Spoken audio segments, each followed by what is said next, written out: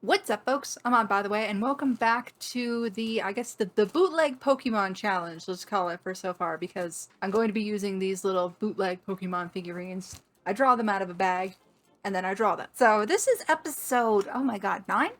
Almost 10? Is it not? It's 9. It's 9. 9. I always forget what episode. I'm running out of titles for these as well, so again, if they get repetitive, I'm sorry, but they are in order in a list, in the playlist. If you so desire to watch them in order, they're there. But yeah, I draw a random Pokemon, a bootleg Pokemon actually, out of this bag, and I am inspired either by its bootleggedness or some sort of different variety of Pokemon. So I'm effectively making a Pokemon OC where they tend to have different traits. And I enjoy basing them off of, like, real-life animal traits, or just giving them fun traits, inspired by their typings sometimes. But, regardless, let's just draw some Pokemon. So, our first selection...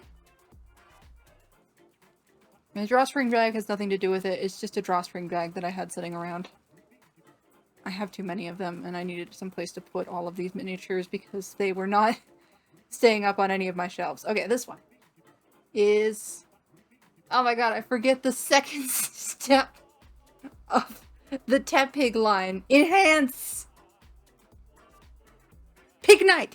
Pignite! I remembered! Because that was one of the Pokemon that I was like, oh my god, for the life of me, like, gun to my head, I could not tell you what this Pokemon's second step was, but I remembered! Pignite! The second step of the Emboar line, and I'm holding it the wrong way. Whoop. But this one is blue. And I don't think that's the shiny. I think they were just having fun. Pig. That's what I remember calling this one. Okay. Obviously, never have drawn a Pignite. I'm gonna put these other guys up on the top shelf here. You've already been drawn. Alright. Second selection. We do 3s here.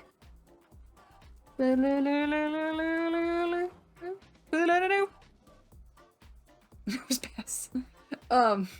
Enhance. There's not much there to look at. He just has one stripe on his nose. They didn't even try. Well, okay. I have no clue. I've never drawn a nose pass. I do have kind of an affection for them. If you notice in, what was it? The Scarlet and Violet DLC, the one with the town where they introduced more Pokemon, all of the nose passes face north. It is the cutest thing. And when I noticed it, I was like, oh, they did the thing, because they're like little compasses. So I thought that was cute, at least. Alright, final selection of the day. Grab this one. It's Lapras. Enhance. Hey, what's over there? I don't know what's over there. Its eyes are so derpy. Okay, I've also never drawn a Lapras before. This poor one, though. Like, the colors are okay. They're not quite there. Colors are okay, they're not quite there. The eyes, though. Oh, beautiful. Okay, so we have our selection of Pokemon, a very strange one at that. That's it. Gen 1, Gen 3, Gen 5, for one. Very blue today, though. Blue friends, although I don't think this is supposed to be blue. But the figures, at the very least, are. So, that's fun. Very different types, very different generations. All 3 Pokemon that I don't immediately have a connection with, but that's not uncommon in this challenge. So, yeah. So, I'm going to deliberate on what I'm going to do with these 3, and I will see you at Speedpan voiceover. First up, we have the Pignite. I figured it would be fun to have more of kind of a wild pig vibe, so I went for a Razorback variety, like those wild boars with the cool haircuts. Along with the Mohawk, I added a few little stripes down the sides, since this is still like a mid-stage evolution and baby boars have visible stripes. The pom-pom on the end of the tail also became spiky. I decided to name this guy Hercules because the leotard with the curly accents always kind of reminds me of Disney's Hercules for some reason. I think it's just the vibe overall. I also decided to make him a shiny because that silvery blue reminded me of the figurine's attempt at coloring. Overall, a pretty simple design change, but I think it turned out pretty cool. This is definitely an avid battler's main Pokemon, maybe in a similar vein of like Wrestling Heel to Incineroar, but not quite in the big leagues. I could see the Emboar version of this design having some sort of fire mohawk almost. These middling evolutions are always a little weird to work with because their designs are so minimal sometimes, but this is definitely a more solid one to be basing a variant off of at the very least, and I think that he turned out really cute.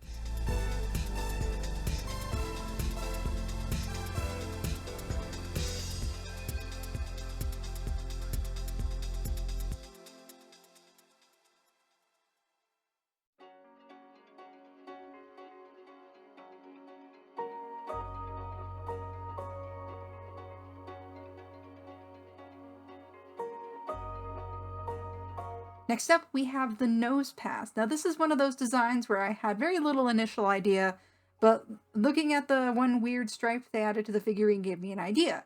That schnoz could also be a sundial. It kind of makes sense for a nose pass, given they already don't move much, but I decided it would make even more sense to have this variant laying down so the sundial could actually work. I gave it the round metal dial on the top with some made-up ancient time markers, and a little late in the design, I also decided to add some moss to show that this nose pass tends to stay in the same place for a very long time. Also, because moss grows on the northern side of things, I thought it'd be funny to have this nose pass still be able to direct people north along with telling the time. It's like one of those 2-in-1 watches with a compass, just really old-fashioned. I named this girl Snooze. It's not like she has an alarm, but I still thought it'd be funny to have a clock and sleep-related name. I imagine that this is maybe a much older variant of nose pass, so maybe some archaeologist or something has her and just lets her, well, snooze. She's rarely not horizontal, but I imagine she'd do a lot to remain horizontal, even if that meant battling.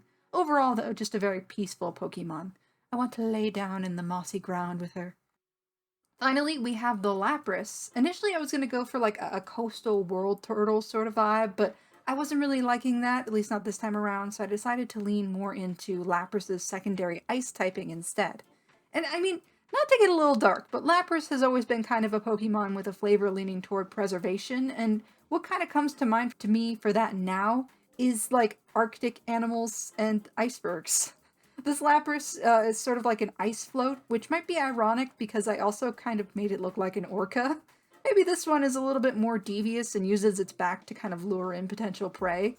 I added in some ice to bulk up the horn and allude to a bit more of a narwhal image as well.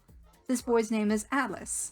I'd like to imagine he's reliable to his trainer, but also maybe a little bit mischievous and too smart for his own good, like a lot of orcas are.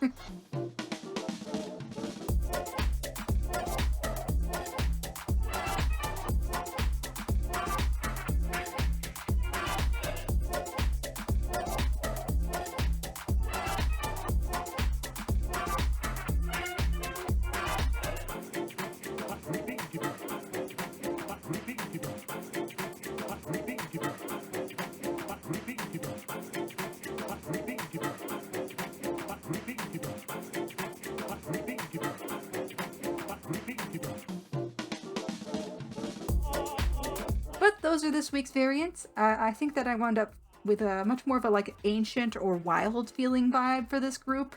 Again, with the kind of accidental themes. Guess it's better than having them be all haphazard.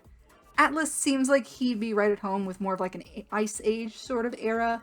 Hercules, of course, looks less domestic, and Snooze alludes to a bit more of a Bronze Age kind of vibe. Let me know which of these is your favorite, along with any other art challenges you'd like to see me do in the future. But at that, I'm going to leave this here, and I'll see y'all next time.